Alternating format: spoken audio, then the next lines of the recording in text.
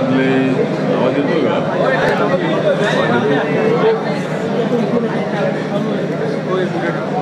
पुण्यामधले सर्व electronic media, print media, photographer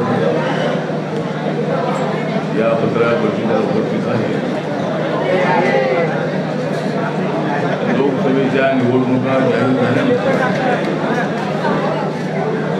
16 तारखेला 16 मार्चला निवडणुका अनाऊन्स करण्यात आल्या आणि त्यानंतर रिपब्लिकन पक्षाची पहिलीच बैठक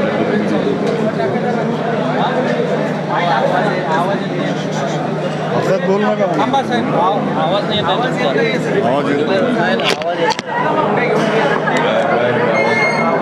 यांच्यात आवाज येतो लावतो यांच्या हे माईक लावतो सगळे माईक इथे लावणार नाही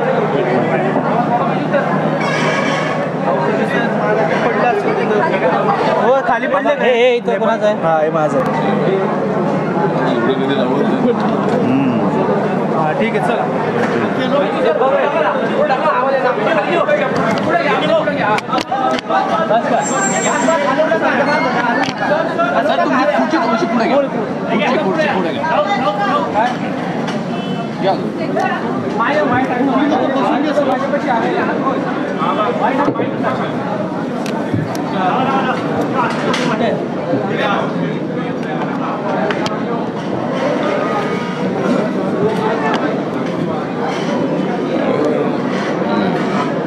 तुमच्या हाताने खाल्लं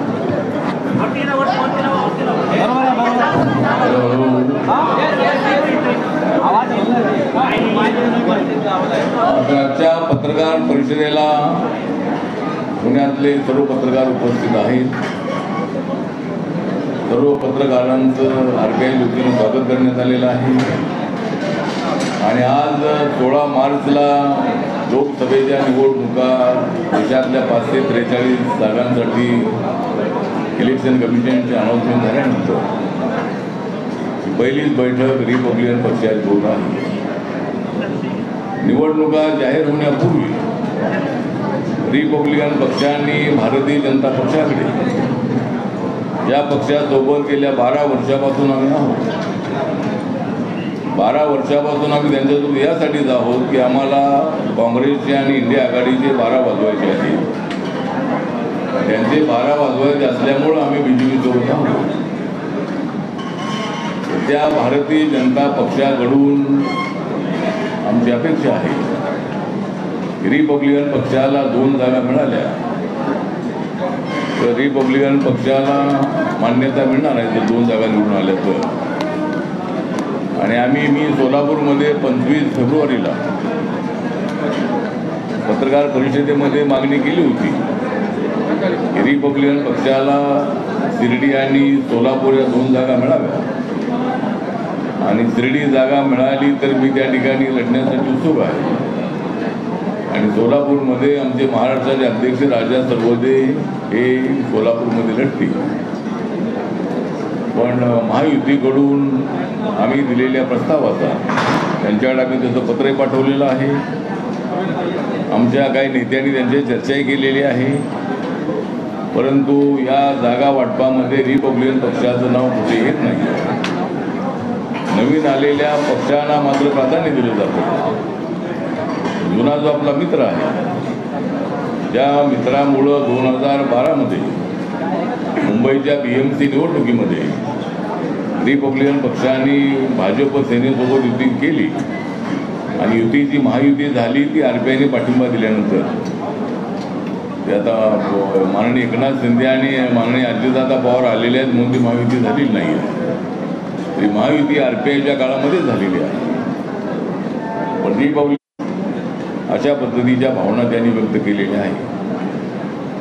एक तर मी केंद्रामध्ये मंत्री असल्यामुळं देशभर पक्ष नागालँडमध्ये आमच्या पक्षाचे 2 आमदार निवडून आलेले आहेत. आम्ही स्वबळावर 2 आमदार निवडून आणलेले आहेत.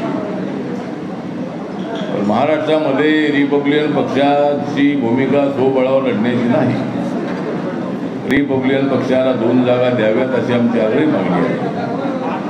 आणि जर ते जागा देत नसतील तर बाकीचं काय देणार आहे याची चर्चा आपण करावी. अशा पद्धतीच्या कमिट्यावर DPTCसह आमच्या एका कार्यकर्त्याला तरी त्यामध्ये संधी मिळावी. प्रत्येक जिल्ह्याला एक 400-500 तरी जे इश्यू आहे ते आमच्या कार्यकर्त्यांना मिळावे. त्यानंतर ठराव आम्ही आजच्या बैठकीमध्ये केलेला आहे. आणि रिपब्लिकन पक्ष जो आहे, रिपब्लिकन पक्ष ताकदीनं नरेंद्र मोदींनी थोपवलेली आहे. तर मी या नेत्यांशी बोलू पुढे काय करायचं त्या संबंधाचा निर्णय आम्ही घेणार आहोत. वेगळा विचार म्हणजे नेमकं काय करणार? नाही, वेगळा विचार म्हणजे एक तर त्यांना जर आमची आवश्यकता नसेल तर काय त्यांच्यासोबत राहायचं की नाही. कारण RPIला कुठंच विश्वासामध्ये घेतलं जात नाही आहे. RPIला कुठल्या मिटिंगलाही बोलावलं जात नाही आहे. RPI बरोबर कुठल्या जागांच्या संबंधामध्ये चर्चा व्हायला पाहिजे होती ती चर्चा BJPकडून झाली नाही आहे. त्यामुळं कुठली जागा सोडण्याच्या बद्दल मी शिर्डीसाठी यासाठी आग्रह होतो की मी त्या ठिकाणी 2009मध्ये हरलो होतो काँग्रेस चालण्यामध्ये. पण अद्याप त्याचा निर्णय झालेला नाही. तो निर्णय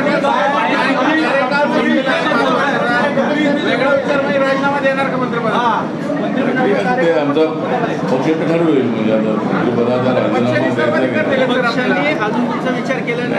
पक्षाने अधिकार आम्ही NDAमध्ये आहोत आणि आम्ही चर्चा करणार आहोत. त्यामुळे लगेच NDAतून बाहेर पडण्याचा काही प्रश्न येत नाही आहे. पण आमच्या मागण्यांचा जो विचार आहे तो विचार ते करतील असा आम्हाला विश्वास आहे.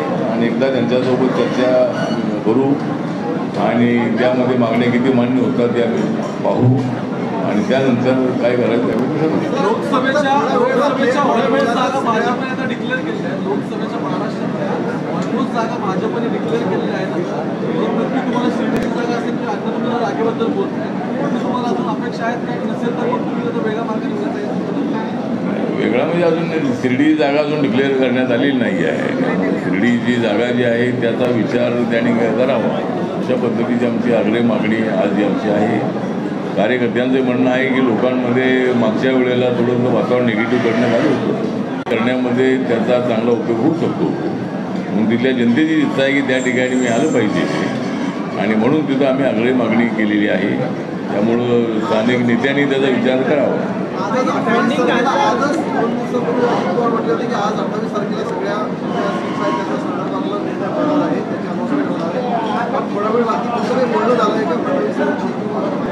नाही, फडणवीसांशी आपण बोललेलो आहोत पण अद्याप काय निर्णय तो झालेला नाही आहे. त्यामुळं त्यांना 2-3 दिवसामध्ये 1-2 दिवसात त्यांना भेटू. आमचं जे शिष्टमंडळ जे आहे ते शिष्टमंडळ जे आहे ते त्याला भेटेल आणि नंतर आम्ही निर्णय घेऊ.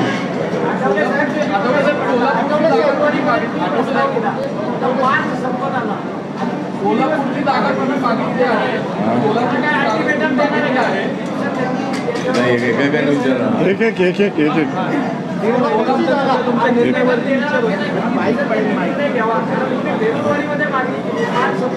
नाही, अल्टिमेटम वंचित आघाडीने दिलेलंच होतं. वंचित आघाडीचं अल्टिमेटम होतं आणि वंचित आघाडी तर आता महाविकास आघाडीसोबत जाणार नाही आहे. आमचं काही अल्टिमेटम नाही. आम्ही सगळे मित्र लोक आहोत आणि एकमेकाला सांभाळून आम्ही पुढे जाणार आहोत. त्यामुळं देवेंद्र फडणवीस हे सक्षम असणारे नेते आहेत आणि आमच्या भावना विचारामध्ये घेऊन नक्की ते त्याचा विचार करतील अशी आम्हाला अपेक्षा आहे.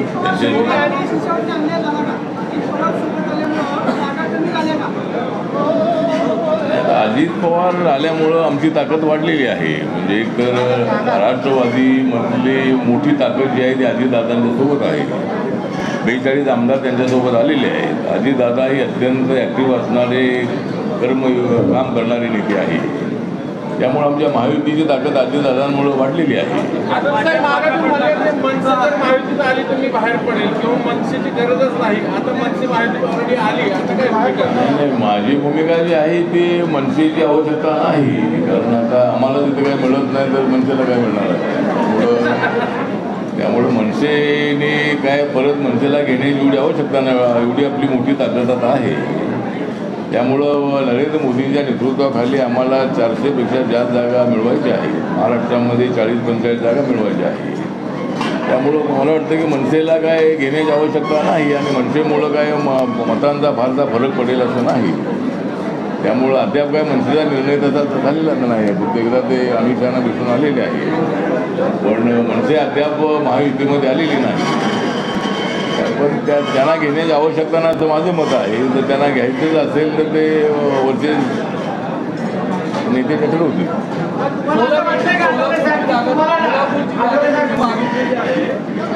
सोलापूरवर आधी भाजपने उमेदवार जाहीर केलेला आहे आणि राम सातपुते म्हणतायत की ते आरपीआयचेच आहे. राम सातपुते तुम्ही आपलं म्हणता का?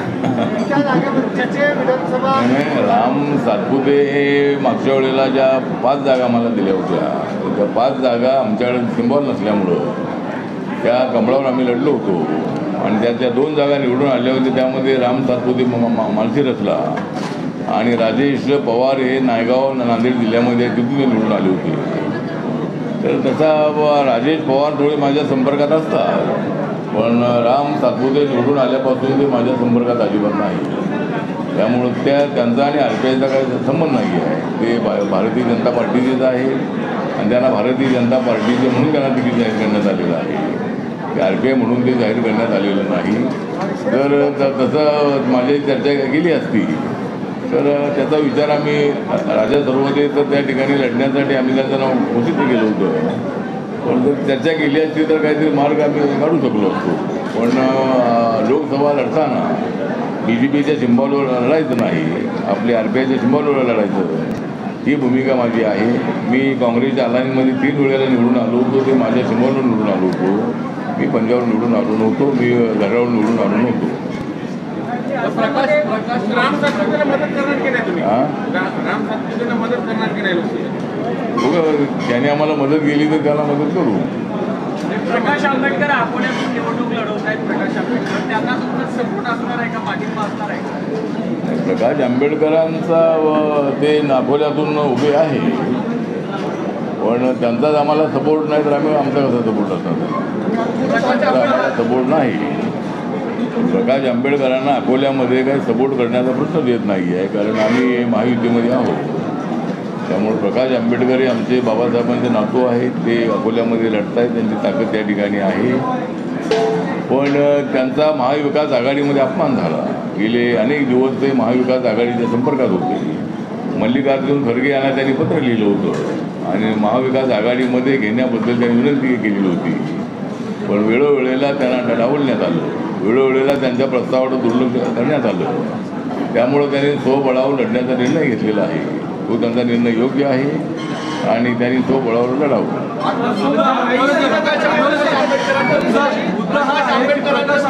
महाविकास आघाडीबद्दल बोलतात की ते आम्हाला विश्वासात घेत नाही, आमच्याशी बोलत नाही. हेच मुद्दे तुम्ही महायुतीबद्दल मांडताय. अशा वेळी तुम्ही कुठे दोघे एकाच पेजवर राहते भविष्यात सोबत येण्यासाठी असं काय प्लॅन करायचं? नाही, आमचा असं काही प्लॅन नाही आहे. एकतर आम्हाला दोघांनाही म्हणजे तिकडे प्रकाश आंबेडकरांना त्या ठिकाणी महाविकास आघाडीने ते घेतलं नाही. पण माझा आणि माझ्या पक्षाचा विषय आहे की मी महायुतीमध्ये आहे. मला घेण्याचा आणि न घेण्याचा प्रश्न येत नाही आहे. मी ऑलरेडी त्या महायुतीमध्ये आहे. फक्त जे आमच्या मागण्या आहेत तिकडे लक्ष द्यावं, आमच्या जनतेच्या भावना लक्षामध्ये घ्याव्या. आणि एक गोष्ट मी सांगतो की ज्यावेळेला मी काँग्रेस आणि राष्ट्रवादीच्या अलायन्समध्ये होतो त्यावेळेला सोनिया गांधी, शरद पवार आणि माझा फोटो छापला जायचा. पण आता महायुतीमध्ये आल्यानंतर मात्र माझा फोटो तसा विषय छापला जात नाही. एक तर माननीय एकनाथ शिंदे, देवेंद्र फडणवीस आणि अजितदादा पवार यांचे फोटो असावे. 4थ्या नंबरला तर माझा फोटो असला पाहिजे, ही आमच्या जनतेची इच्छा आहे. फोटोचा विषय नाही आहे, पण आमची मतं मिळवायची असतील तर तिथे निळा झेंडा असला पाहिजे. ज्यावेळेला शासन आपल्या दारी जात आहे त्यावेळेला तिथे निळा झेंडा नसतो. त्यावेळेला आमच्या कार्यकर्त्यांना विश्वासामध्ये घेतलं जात नाही आहे. त्यांना तिथं सांगितलं जात नाही आहे की तिथं महायुतीचे मुख्यमंत्री, उपमुख्यमंत्री येणार आहे आणि आपण त्यामध्ये सहभागी व्हा, आपण आपले झेंडे लावा, हे त्या ठिकाणी सांगितलं जात नाही आहे. त्यामुळं थोडंसं कार्यकर्त्यांमध्ये नाराजी आहे आणि आज जागा एकही सोडत नाही किंवा त्याबद्दल चर्चा होत नाही आहे, म्हणून कार्यकर्त्यांनी नाराजी व्यक्त केलेली आहे.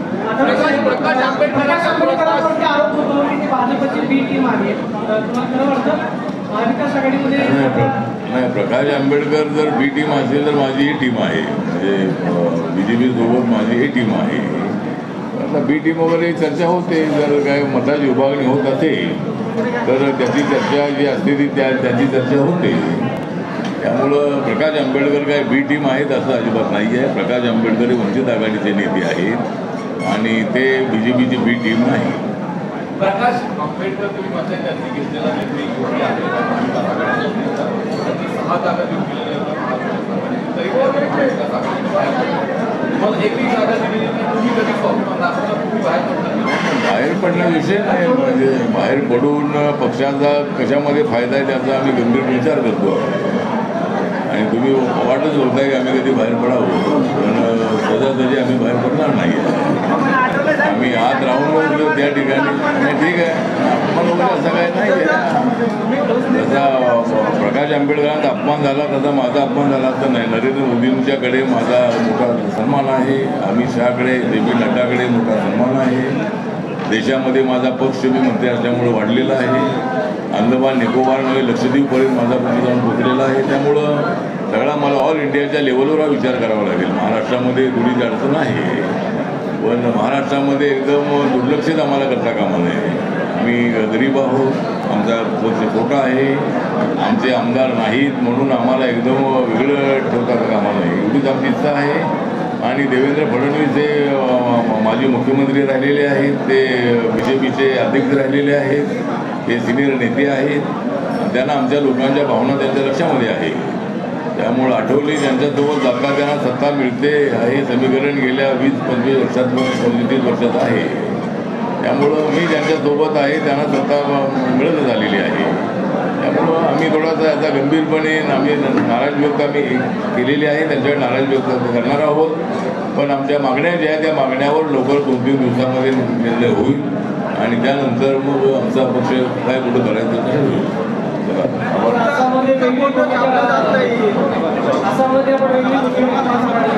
आजच्या पत्रकार परिषदेला पुण्यातील सगळे पत्रकार आणि सगळे पत्रकार उपस्थित राहिले. थोडा वेळ झाला.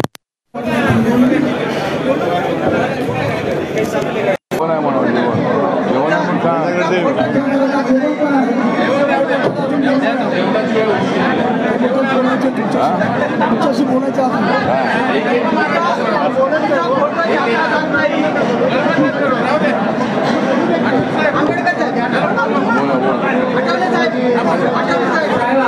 बोला बोला.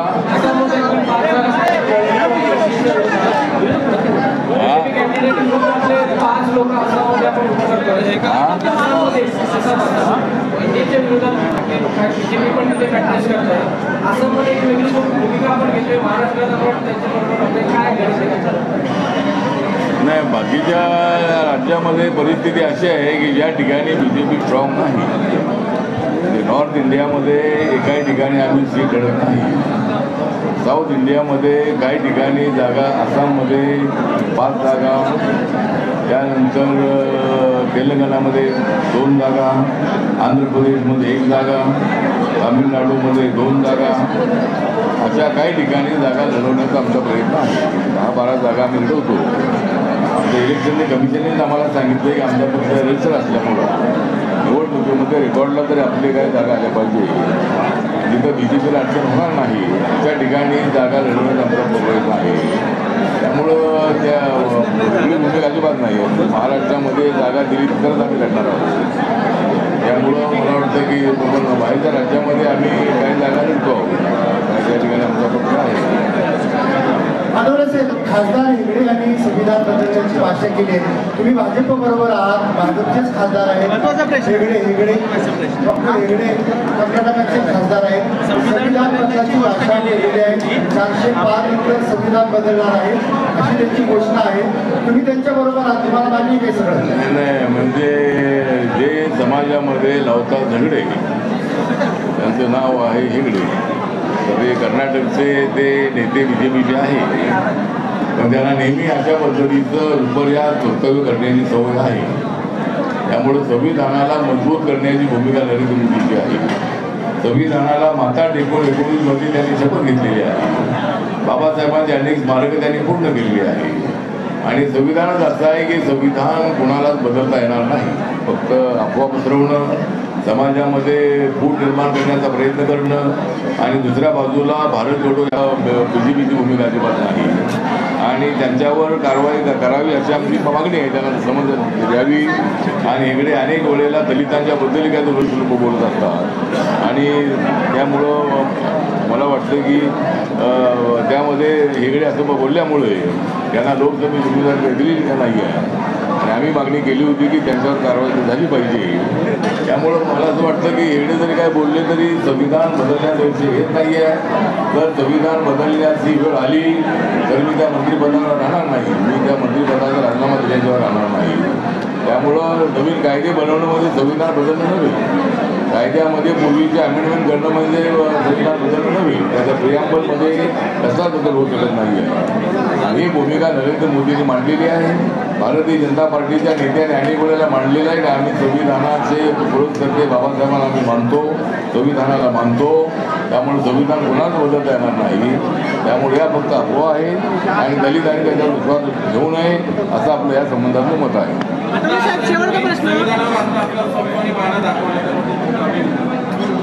भाजप सगळ्यांना बोलवतो तुम्हाला चर्चेलाही बोलवत नाही. जागा तर खूप लांब राहिल्या. आता तुम्ही नाराज व्यक्त वेगळा विचार करून म्हणता पण प्रत्यक्षात काही होत नाही. कधी तर तुम्ही दाखवणार की नाही. पण आमची लिमिटेड काय असताना पण आमची स्ट्रेंथ आहे. कुणाला पराभूत करायचा तो अधिकार किंवा ती शक्ती आमची आहे. त्यामुळं आम्ही काही तसा आम्ही मित्रपक्ष आहोत आणि जरूर त्यांच्या भावना कार्यकर्ते आणि भावना त्यांच्यासमोर व्यक्त करणार आहोत आणि त्यांनी लवकरच आम्हाला चर्चेला बोलवावं आणि त्याच्यातून मार्ग काढावा अशी आमची आपली मागणी. हिंदीमध्ये पाहिजे झालं. हिंदीमध्ये महाविकास आघाडीची ऑफर आली होती पण मी ती नाकारलेली. महाविकास आघाडीची ऑफर होती पण मी महाविकास आघाडीमधून मी आता या आघाडीत आलेलो आहे. महायुतीमध्ये आलेलो आहे. त्यामुळं महाविकास आघाडीचे काही लोक माझ्या संपर्कात होते. मी त्यांना सांगितलं की तुम्ही माझ्या जास्त संपर्क वाढवला तर माझं मंत्रिपद साहेब हिंदी ठीक आहे. तो विषय नाही आहे पण ठीक आहे.